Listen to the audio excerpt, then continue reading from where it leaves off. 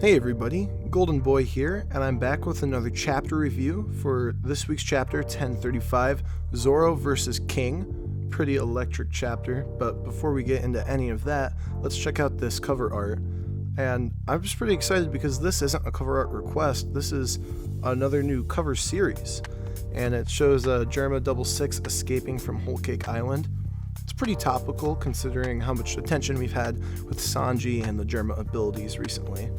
I don't know when they're escaping Whole Cake Island, if this is like during Wano, and I would think they're already gone by then, but who knows, it's some point after the events of Whole Cake Island. But moving on into the chapter at large, we pick up right where we left off.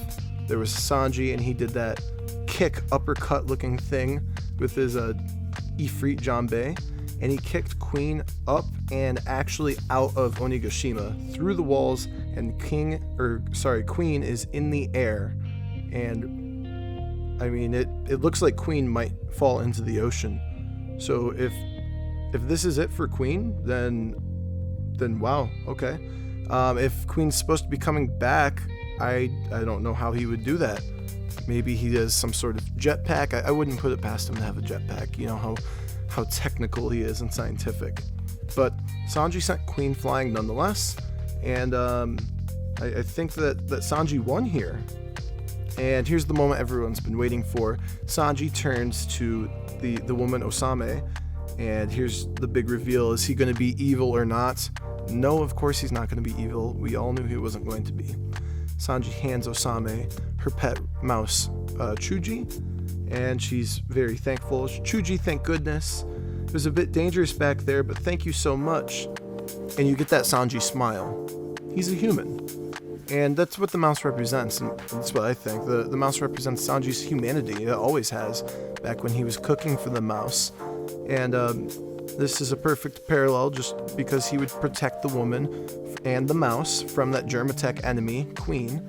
And it's just like when he protected that one chef from his brothers and how he fed the mouse growing up. He smiled, he's normal. This is the Sanji that we all know and love. He's back. And the part that really surprised me is that Sanji passed out directly after. He goes, "Miss, are you really okay?" And before he could finish his sentence, he fell over, and now Osame's screaming to somebody help get some first aid. But that's enough of Sanji. Now we go back outside of the Skull Dome, and we have Zoro versus King. And this was a pretty epic battle chapter, to be honest. I just really can't wait to see a lot of this stuff get animated. And right off the bat, I'm going to say props to Zoro. He's starting to figure out King's secret here. He cuts King's mask open, and he said, "Just as I thought, when the flame on his back is out, he is faster, but his defenses get weaker." So Zoro found out the secret. And now that the mask is cut, King decides to just take that mask all the way off. And a couple of beast pirates notice. So the rumors were true. We get the face reveal. It's black wings, white hair, dark brown skin. And apparently the world government is really interested in learning information about King and his race. They're offering 100 million berries for any information. But King was not willing to let that information leak. That's why he always wears that mask. He started to kill his own teammates. And this was just a really good panel here. This was Oda flexing on us. King was coming up out of the panels. It was a really good one. If you haven't read the chapter, you got to read it at least just for this one panel, as King is slaying his own comrades. But you get the face reveal. It's a dope panel. He's a handsome looking guy. Zoro says, "Hey, you better focus on me instead of throwing a temper tantrum. I'm interested in learning more about your race." And King was like, "Why should I even bother? I'll just kill you right now." Turns into his pterodactyl form and flies right at him. We get a couple more clashes until eventually King starts to go into this little backstory. He said, "Don't get ahead of yourself. Kaido's going to become the next pirate king." And we get to learn the history of King and Kaido, how they met. And it appears like a couple of us were speculating they met because they were both being experimented on. That makes sense. Furthermore, it looks like this is actually Punk Hazard because some of the machinery have PH on the back. But we get to see a young King and a young Kaido before he grew out his mustache. Gotta say, I'm not a huge fan. I like his mustache better. But this Kaido looks eerily like a young Goldie Roger as well. He's got the forehead vein and the determination. I am the only one who can change this world. He asks King his name. Depending on the translation, he says Arbor, Arbel, or even Albert.